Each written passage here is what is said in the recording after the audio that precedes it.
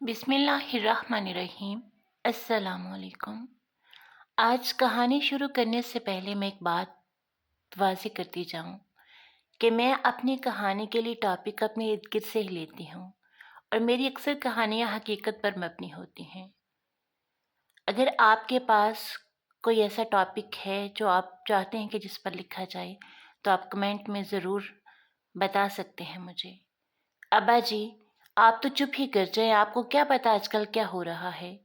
बाप ने जैसे कुछ कहने के लिए मुंह खोला ही था कि बड़े बेटे ने पहले ही टोक दिया। छोटे बेटे ने भी ताईदी अंदाज में सर हिलाया कि हाँ, अब्बा जी तो पुराने दौर की बातें करते हैं, इन्हें क्या पता। बाप ने पास ही बैठी अपनी बीवी की तरफ देखा तो उसने भी बेजारी से रुख मोड़ लिया। अब्बा जी खामोशी से उठे और आंखों में आई नमी को छुपाते कमरे से निकल गए। वो कहाँ गए इस बात से बेटों और माँ को कोई गर्ज नहीं थी। उनके नज़दीक घर के सरबराह का वजूद अब बेकार हो चुका था। और ऐसा क्यों था, आइए जानते हैं। मगर इससे पहले चैनल पर नए आने वाले जल्दी से सब्सक्राइब कर दीजिए। मोहम्मद हयात एक छोटे से गांव के रिहायशी थे। उनके 2 बेटे और एक बेटी थी। मोहम्मद हयात खुद तो पढ़े लिखे नहीं थे, मगर बच्चों को वो आला तालीम दिलवाना चाहते थे। उनके गांव में थोड़ी बहुत ज़मीनें थीं। उसके अलावा गांव के दूसरे लोगों की तरह कुछ पालतू जानवर थे उनके पास, जिनमें गाय और भैंसें थीं।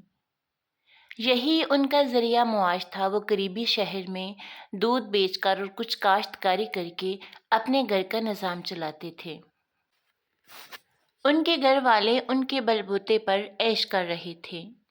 मोहम्मद हयात ने अपने बीवी बच्चों को कभी किसी चीज़ की कमी नहीं होने दी थी। बेटों के साथ साथ बेटी को भी आला तालीम दिलवाई और फिर उसकी अच्छे से घराने में शादी करवा दी। बेटे भी अब तालीम मुकम्मल करने के बाद आला ओहदों पर फाइज हो गए। उनकी तालीम के तमाम अखराजात पूरे करने वाला शख्स अब बूढ़ा हो गया, मगर अपनी मेहनत वैसे ही जारी रखी। अभी तक वो ज़मीनों में काम करते थे। एक दो बार बेटों ने कहा कि अब वो ये काम छोड़ दें, इसकी ज़रूरत नहीं है। और वैसे भी अब बेटों को इस बात पर शर्म महसूस होती कि बेटे अफसर बन चुके हैं और अफसर बेटों का बाप खेतों में काम करता है। मगर मोहम्मद हयात जानता था कि बेटे पढ़ लिख कर बाप को जाहिल और कम अकल समझने लगे हैं। बीवी भी बेटों की हाँ में हाँ मिलाती। चंद एक महीने गुजरे तो बेटों को अपना पुराना घर भी खटकने लगा। वो चाहते थे कि ये घर बेचकर वो कहीं शहर में शिफ्ट हो जाएं। वो बड़े आदमी बन गए थे। अब ये गांव के लोग उनके मायार से कमतर हो गए थे। मोहम्मद हयात अब ज़्यादातर डेरे पर ही रहते, जहाँ उसने भैंसें वगैरह रखी थीं।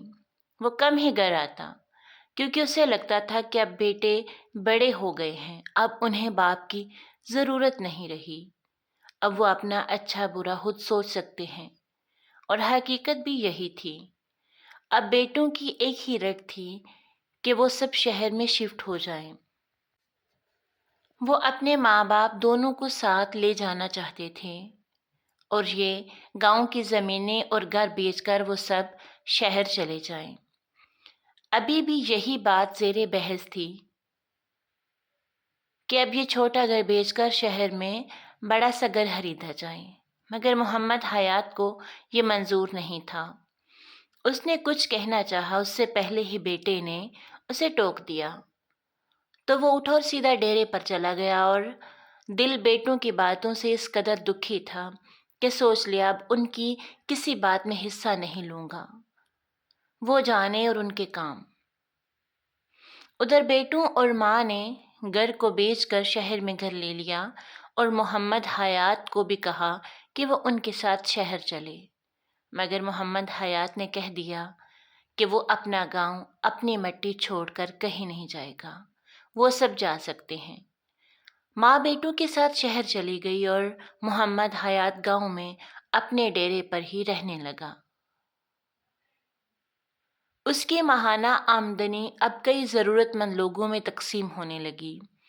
ڈیرے پر ہی کام کرنے والی ایک فیملی جو کہ ان کے دور کے رشتہ دار بھی تھے اور ضرورت مند بھی، وہ محمد حیات کے رشتے میں بھتیجی ہی لگتی تھی، جس کا شوہر ایک بازو کٹ جانے سے مفلوج ہوا تو محمد حیات نے انہیں اپنے ڈیرے کے ساتھ ہی ایک دو رہائشی کمرے بنا دیے تھے جہاں وہ رہنے لگے۔ وہ میاں بیوی بھینسوں کا چارہ وغیرہ بنا دیتے اور اس کے بدلے میں محمد حیات انہیں ماہانہ اچھی خاصی رقم دے دیتا، جس سے ان کا گزارا ہو جاتا تھا۔ اب محمد حیات کا کھانا بھی اسی بھتیجی کے گھر سے آ جاتا۔ بیٹے کبھی کبھار چکر لگا لیتے، کچھ پیسے دینے کی کوشش کرتے، مگر محمد حیات انکار کر دیتا کہ اسے ضرورت نہیں ہے۔ محمد حیات صرف 2 بار شہر گیا تھا، دونوں بیٹوں کی شادی پر۔ انہیں شہر میں رہتے 1 سال کا عرصہ ہو گیا۔ بہویں گھر آئیں تو ماں کا وجود کھٹکنے لگا۔ بہویں اپنی مرضی کرتی اور بیٹے بیویوں کے غلام۔ پہلے انہیں باپ کے فرسودہ خیالات سے مسئلہ تھا، اب ماں کی کئی باتوں پر اعتراض ہونے لگا۔ ماں اداس رہنے لگی اور اس وقت کو یاد کرتی جب وہ اپنے گاؤں کے چھوٹے سے گھر میں کسی ملکہ کی طرح راج کرتی تھی، مگر وہ راج دہانی شوہر کے بل بوتے پر تھی، نہ کہ بیٹوں کی وجہ سے۔ پھر ایک عام سے دن ماں نے بیٹوں سے کہا کہ وہ واپس گاؤں جانا چاہتی ہے۔ بیٹوں کو کوئی اعتراض نہ تھا، بلکہ وہ خوش تھے کہ چلو ماں اپنی مرضی سے جا رہی ہے۔ وہ بھی ماں کی ذمہ داری سے فارغ ہو گئے۔ اب محمد حیات اور اس کی بیوی گاؤں میں رہتے ہیں۔ جب سے ان کی کمائی غریبوں میں جانے لگی، اس میں برکت ہوتی گئی۔ اب کئی ایسے لوگ جن کی عمر ہو گئی تھی جو گھر والوں پر بوجھ بننے لگے، وہ سب دن بھر محمد حیات کے ڈیرے پر رہتے۔ ایک دوسرے کے ساتھ وقت اچھا کٹ جاتا، ایک دوسرے کے ساتھ ذہنی ہم آہنگی بھی تھی، جبکہ ایسی ہی ایک بیٹھک عورتوں کی بھی ہوتی جو محمد حیات کی بیوی کے ساتھ کام بھی کروا دیتی اور وہیں کھانا بنتا، سب کھا لیتے۔ دن بہت اچھے گزرنے لگے۔ بیٹے اپنی زندگی میں مصروف ہو گئے، کبھی کبھار گاؤں کا چکر لگا لیتے۔ آج کل کے بچے خود کو عقل مند سمجھتے ہیں اور اپنے والدین جنہوں نے اپنی محنت اور تربیت سے بچوں کو اس مقام تک پہنچایا ہوتا ہے، وہ بوڑھے ہو کر ناقص العقل لگتے ہیں۔